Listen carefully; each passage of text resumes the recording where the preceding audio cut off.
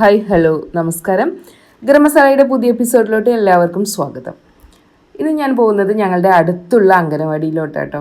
ഇവിടെ ഇൻഡിപെൻഡൻസ് ഡേയുടെ സെലിബ്രേഷൻ നടക്കുകയാണ്. അപ്പോൾ അതിൻ്റെ ചെറിയ വിശേഷങ്ങളുമായിട്ടാണ് ഞാൻ ഇന്നത്തെ വ്ളോഗിൽ വന്നിട്ടുള്ളത്.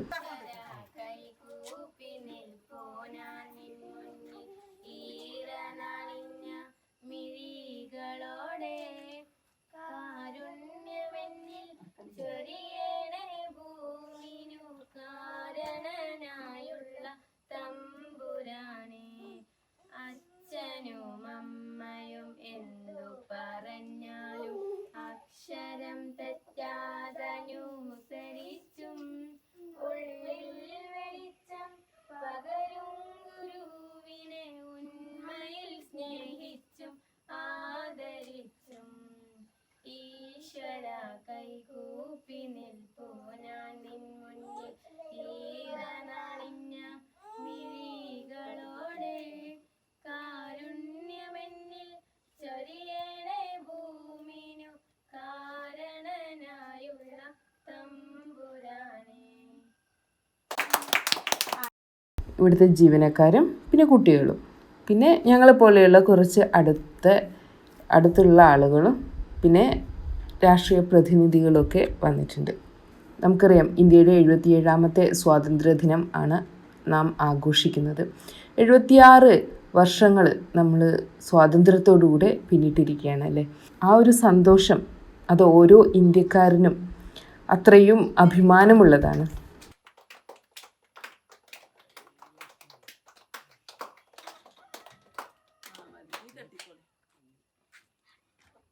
എന്റെ രാജ്യം, എന്റെ സ്വന്തം രാജ്യം, എല്ലാ ഇന്ത്യക്കാരും എന്റെ സഹോദരി സഹോദരന്മാരാണ്. ഞാൻ എന്റെ മാതാപിതാക്കളെയും ഗുരുക്കന്മാരെയും മുതിർന്നവരെയും ബഹുമാനിക്കും. ഇന്ത്യ എന്റെ സ്വന്തം രാജ്യം. അല്ല 70ആണോ?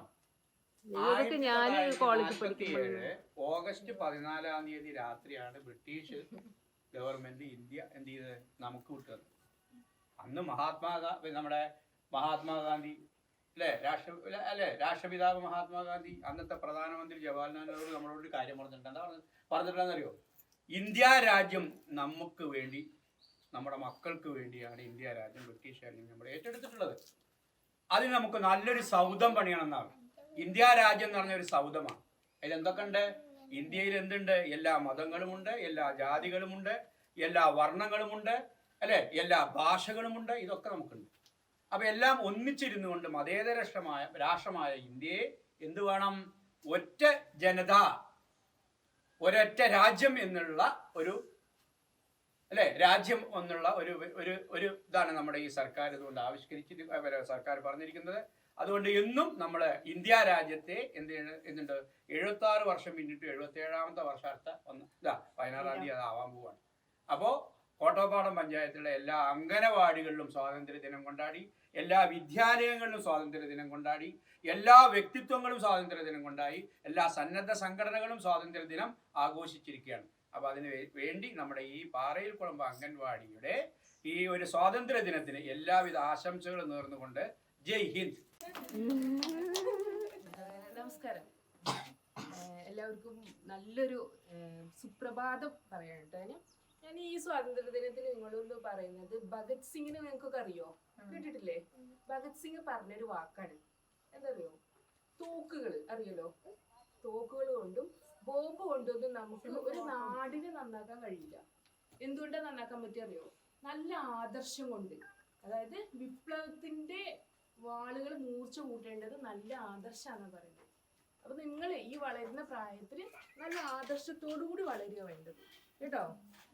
അപ്പൊ എല്ലാവർക്കും സ്നേഹത്തിന്റെയും ശാന്തിയുടെയും സമാധാനത്തിന്റെയും ഒക്കെ നല്ലൊരു സ്വാതന്ത്ര്യ ദിനവും നല്ലൊരു നാളെയും നേരിടണം. ഓക്കെ. അതിനുശേഷം സ്വീറ്റ്സ് ഉണ്ടായിരുന്നു, പായസം ഉണ്ടായിരുന്നു. എല്ലാം കുടിച്ച് സന്തോഷത്തോടു കൂടെ ഞങ്ങളെല്ലാവരും പിരിയാണ്. ഇവിടെ അങ്കണവാടിയിൽ ടീച്ചേഴ്സിനെയൊക്കെ ചാർട്ട് വരയ്ക്കാനും മോഡൽസ് ഉണ്ടാക്കാനും ഒക്കെ ഹെൽപ്പ് ചെയ്യുന്ന ഒരാളുണ്ട്. അവരെ അഭിനന്ദിക്കുക കൂടെ ചെയ്തു കേട്ടോ. ഇതുപോലെ സ്നേഹവും ശാന്തിയും സമാധാനവും നിറഞ്ഞ ഒരു നല്ലൊരു വർഷം തന്നെയാവട്ടെ അടുത്ത വർഷവും എന്ന് ആശംസിക്കുകയാണ്, പ്രാർത്ഥിച്ചുകൊണ്ട് നിർത്തുന്നു.